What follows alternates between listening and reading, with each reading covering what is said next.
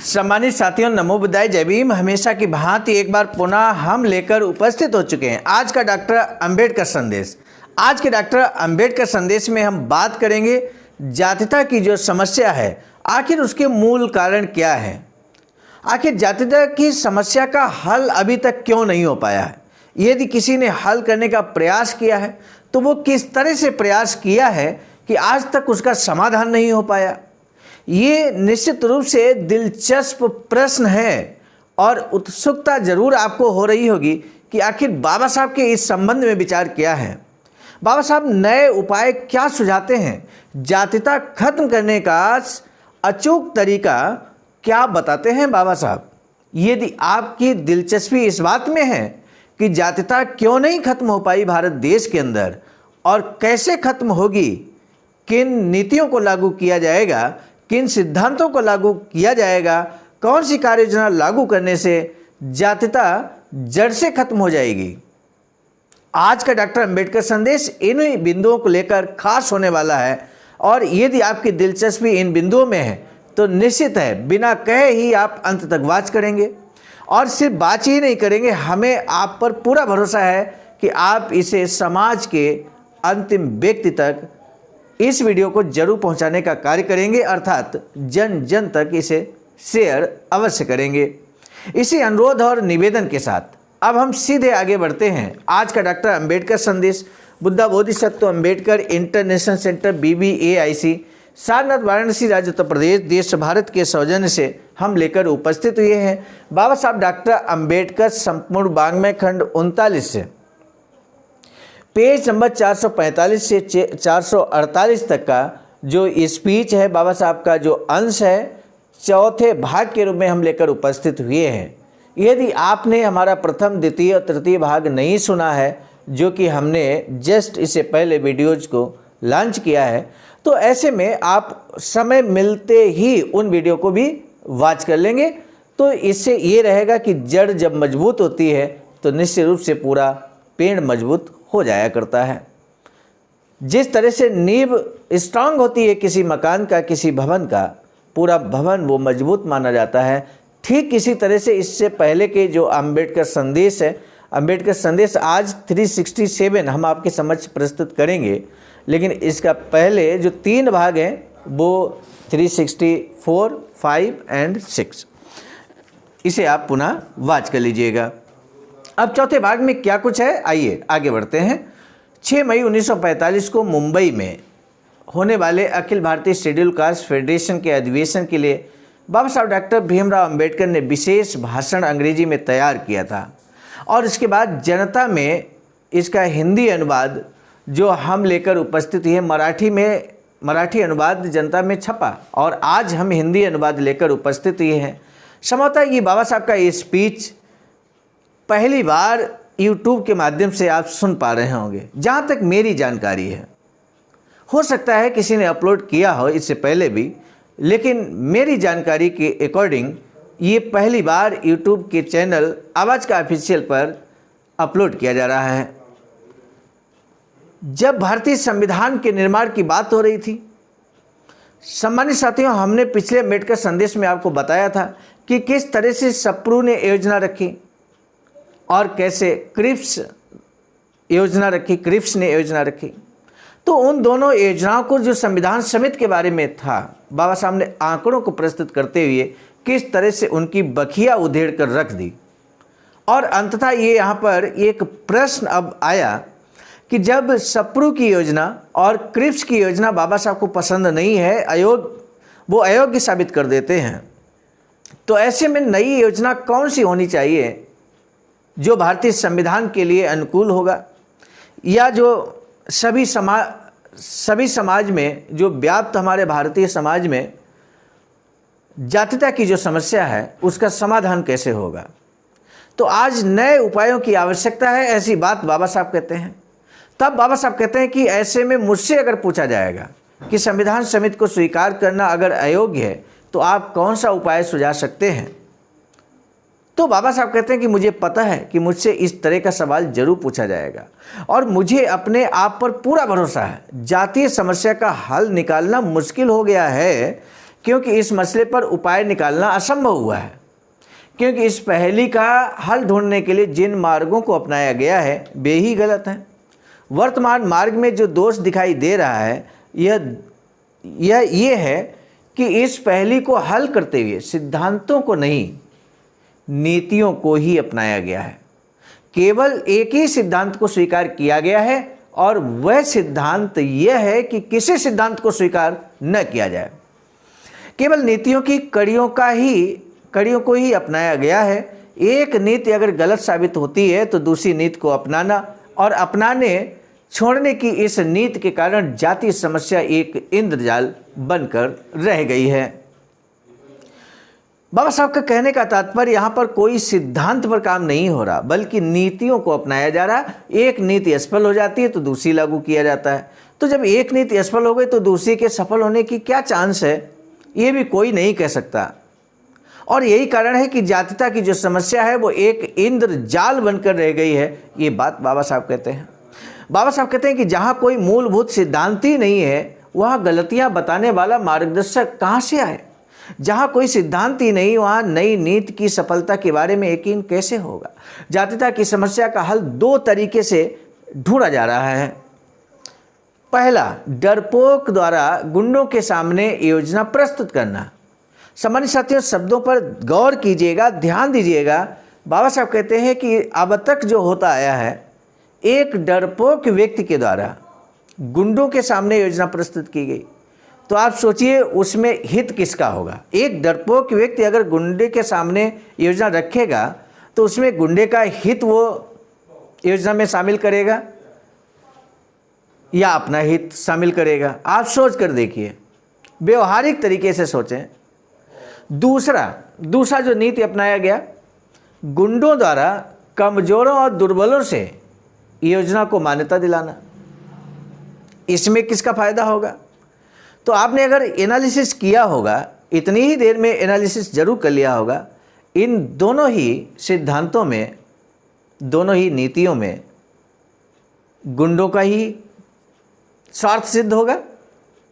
जब कोई समुदाय ताकतवर होता जाता है, राजनीतिक नज़रिए से फायदे की मांगे रखने का मार्ग अपनाती है, तब अच्छी राय बनी रहे इसलिए उसे छूट दी जाती है। उनसे की जाने वाली मांगों के संदर्भ में न्याय अन्याय की परवाह नहीं की जाती। उस समुदाय को अच्छाई के बारे में भी कोई निर्णय नहीं दिए जाते।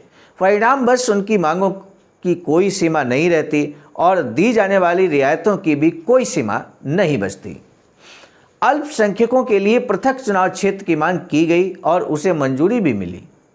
फिर मांग की गई कि कई समुदाय अल्पसंख्यक हैं अथवा बहुसंख्यक हैं, इस बारे में सोचे बगैर उसे पृथक चुनाव क्षेत्र दिया जाए। इस मांग को भी पूरा किया गया। फिर जनसंख्या के सिद्धांत के अनुसार अलग प्रतिनिधित्व की मांग की गई थी, उसे भी स्वीकार किया गया। उसके बाद प्रतिनिधित्व के अनुसार बजट की मांग की गई और उसे भी माना गया। अन्य अल्पसंख्यकों को धता बताते हुए पृथक चुनाव क्षेत्र युक्त बहुसंख्यक समुदाय के रूप में मान्यता दिए जाने का हट किया गया और उस हट को पूरा किया गया।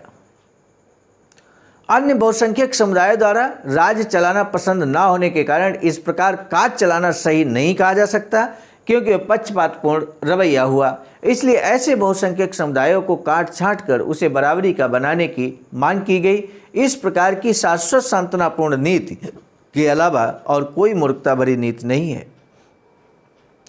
सांत्वना प्रिय और असीम मांगों की अंतहीन नीति है। साफ साफ कहना हो तो असल में जो समुदाय ये दांव पेच लड़ाता है उसे बिल्कुल दोषी नहीं ठहराया जा सकता।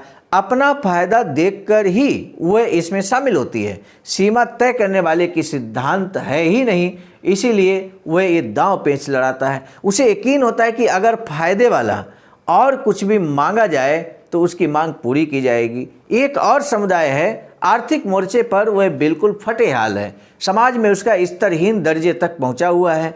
शिक्षा के मोर्चे पर बेहद पिछड़ा हुआ है। औरों द्वारा बड़ी ढिठाई से किए जाने वाले जुल्म उसे चुपचाप सहने पड़ते हैं। इस बारे में उसे किसी तरह का कोई पछतावा नहीं है। समाज ने उसे बहिष्कृत किया है, सरकार ने उसकी अपेक्षा की है, उसके लिए किया गया सुरक्षा का इंतजाम नहीं किया गया, लिखा गया सुरक्षा का इंतजाम नहीं किया गया। न्याय पाना, न्यायपूर्ण बर्ताव और समान मौके पाने को लेकर हमेशा जो उदासीन है, ऐसे समुदाय को सुरक्षा देने के बारे में पूरी तरह से इनकार किया गया है। ऐसा नहीं है कि उसे सुरक्षा की ज़रूरत नहीं है, बल्कि इसकी वजह सिर्फ यही है कि जिस गुंडे के हाथ उसके लिए ये सब करने का ठेका दिया गया, वह उस मामले में ध्यान ही नहीं देता।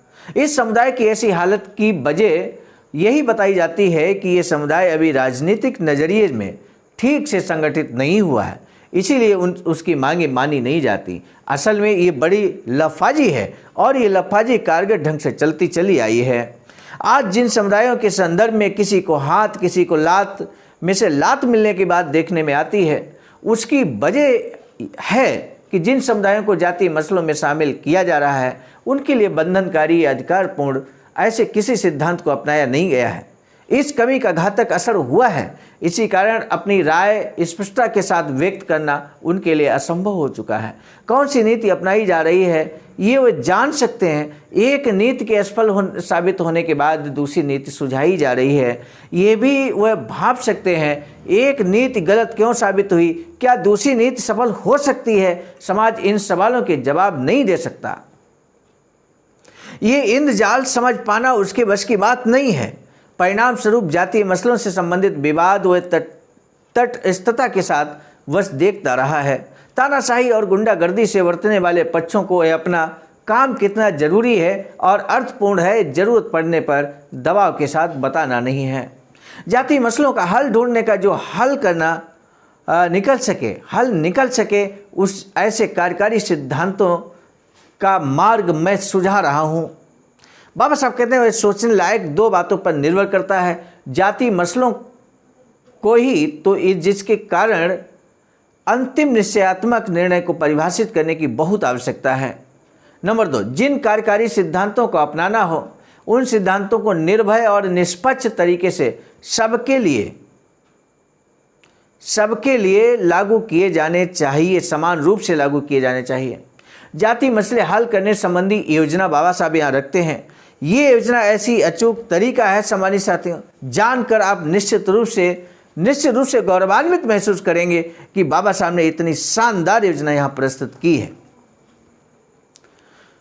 बाबा साहब हमेशा कभी भी सिर्फ समस्या को लेकर आगे नहीं आते। अगर समस्या बताया है तो समाधान स्वयं बताया करते हैं। इसलिए सम्मानित साथियों, हम सभी को इस बात से भी निश्चित रूप से सीखने की आवश्यकता है, अनुकरण करने की आवश्यकता है कि हम सिर्फ समस्याएं न बताएं।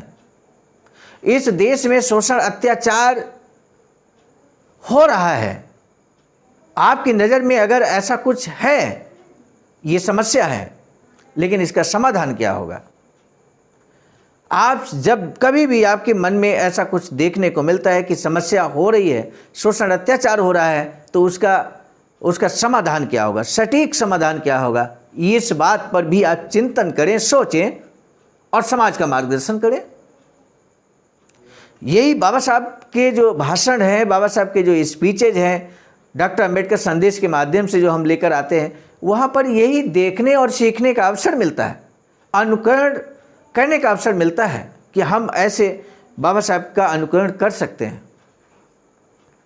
विशिष्ट शुरुआती बिंदुओं के बारे में बाबा साहब कहते हैं, मैं अपना दृष्टिकोण स्पष्ट रूप से व्यक्त कर रहा हूँ। अब मैं इस विषय पर आता हूँ। जातीय समस्या ने 3 सवालों को जन्म दिया है। वो 3 सवाल क्या हैं, ये हमें जानना होगा। बाबा साहब कहते हैं, विधिमंडल में प्रतिनिधित्व का सवाल, दूसरा कार्यकारी मंडल में प्रतिनिधित्व का सवाल, और तीसरा नौकरियों में प्रतिनिधित्व का सवाल। विधिमंडल, कार्यकारी मंडल और नौकरियों में प्रतिनिधित्व का सवाल। सम्मानित साथियों, बहुत ही 3 अहम बिंदु हैं ये। नौकरियों में प्रतिनिधित्व वाले आखिरी सवाल पर पहले सोचते हैं। इसे वाद विवाद का सवाल शायद ही कहा जा सकता है। हिंदुस्तान सरकार ने सरकारी नौकरियों के संदर्भ में एक सिद्धांत को स्वीकार किया है कि सभी जनजातियों को विशिष्ट अनुपात में नौकरियां दी जानी चाहिए और सरकारी नौकरियों पर किसी भी समुदाय का एकाधिकार नहीं रहना चाहिए। आज भी वर्तमान में भी अगर कोई आंकड़ा प्रस्तुत आप देखें तो बाबा साहब कहते हैं कि उचित प्रतिनिधित्व होना चाहिए सभी समुदायों का। उच्च पदों पर कौन विराजमान है, न्यायपालिका में ज़्यादा से ज़्यादा जजेस कौन लोग हैं? मैक्सिमम प्रदेशों में मुख्यमंत्री,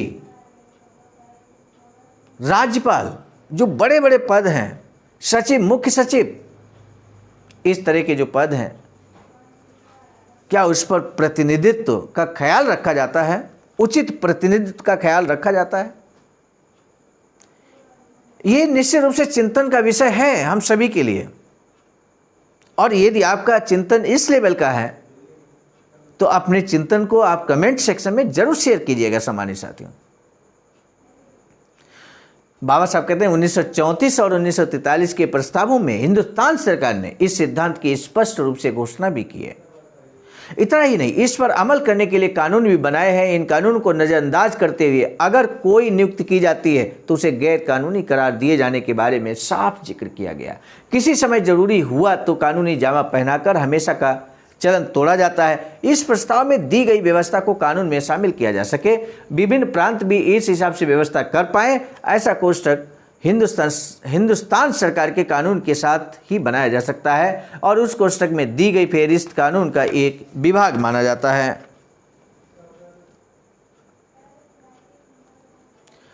बाबा साहब कहते हैं कि कार्यकारी मंडल में प्रतिनिधित्व, कार्यकारी मंडल में प्रतिनिधित्व, इस सवाल के साथ 3 मुद्दे उपस्थित होते हैं।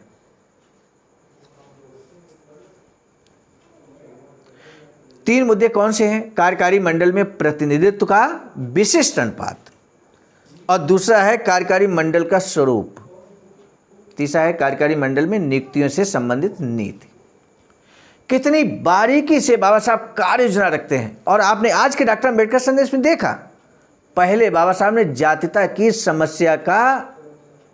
समस्या को उजागर किया, क्यों समस्या बनी हुई है उसको उजागर किया, और उसके बाद समाधान भी सुझाया। तो आज का डॉक्टर अम्बेडकर संदेश ऐसा था जहां समस्या भी थी और समाधान भी था, वो भी बाबा साहब के शब्दों में। आज का डॉक्टर अम्बेडकर संदेश कैसा लगा ये कमेंट सेक्शन में जरूर बताइएगा।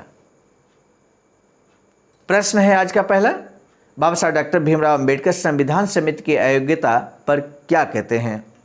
बाबा साहब डॉक्टर भीमराव अम्बेडकर ने कहा कि जातीय समस्या के 3 सवाल हैं, महत्वपूर्ण सवाल हैं, तो इसका समाधान क्या है?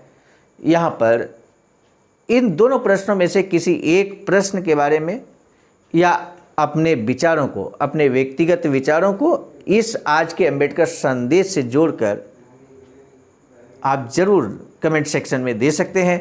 कल के डॉक्टर अम्बेडकर संदेश में हमने कहा था कि डॉक्टर अम्बेडकर संदेश को जन जन तक पहुंचाने के लिए ज़रूर शेयर कीजिए।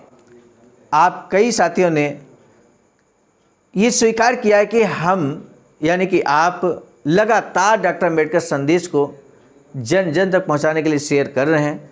इसके लिए हम एक बार पुनः आपका धन्यवाद ज्ञापित करते हैं, क्योंकि हमारा और आपका मिलकर ये कर्तव्य बनता है कि डॉक्टर अम्बेडकर संदेश के माध्यम से जो बाबा साहब की बातें हैं, बाबा साहब के स्पीचेज हैं, वो हमारे तक सीमित न रहें बल्कि जन जन तक पहुँचे।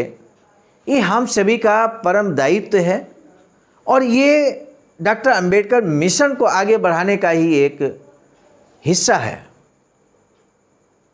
और इस दायित्व का निर्वहन आप बड़ी निष्ठा और ईमानदारी के साथ कर रहे हैं, इसलिए हम बारंबार आपके प्रति आभार प्रकट करते हैं। और इसी आभार के साथ हम आपको बता दें, आज का डॉक्टर अम्बेडकर संदेश हम लेकर आए थे मिशन नायक बुद्ध मित्र मुसाफिर सर राष्ट्रीय अध्यक्ष आवाज का नई दिल्ली की प्रेरणा में, और साथ ही साथ संकलनकर्ता में परम आदरणीय विजय कुमार बौद्ध जी, प्रांतीय कोषाध्यक्ष आवाज का बिहार। आप सभी के सहयोग से अम्बेडकर संदेश लगातार प्रगति के पथ पर अग्रसर है। मुझे पूरा भरोसा है कि आप इसी तरह का अपना स्नेह प्रेम बाबा साहब के इन स्पीचेज के साथ जरूर बनाए रखेंगे, अम्बेडकर संदेश के साथ बनाए रखेंगे, क्योंकि ये हमारा व्यक्तिगत बिल्कुल एक भी शब्द यहाँ पर नहीं होता है। सम्मानित साथियों, बाबा साहब के ही साहित्य को हम जन जन तक पहुँचाने की कोशिश कर रहे हैं, और निश्चित रूप से यदि आपका सहयोग इसी तरह से मिलता रहा तो हम सार्थक परिणाम भी दे पाएंगे। आज के डॉक्टर अम्बेडकर संदेश में बस इतना ही। अब दीजिए इजाज़त। आप सभी को सादर नमो बुद्धाय। जय भीम। सम्मानित साथियों, यदि आप हमारे इस चैनल आवाज़ का ऑफिशियल, जिस पर नियमित सुबह 5 बजे डॉक्टर अंबेडकर संदेश आपको मिलता है, आप हमारे इस चैनल को सपोर्ट करना चाहते हैं तो हमारा आपसे निवेदन है कि आप हमारे इस चैनल को सब्सक्राइब कर लें, वीडियो को शेयर, लाइक, कमेंट जरूर करें।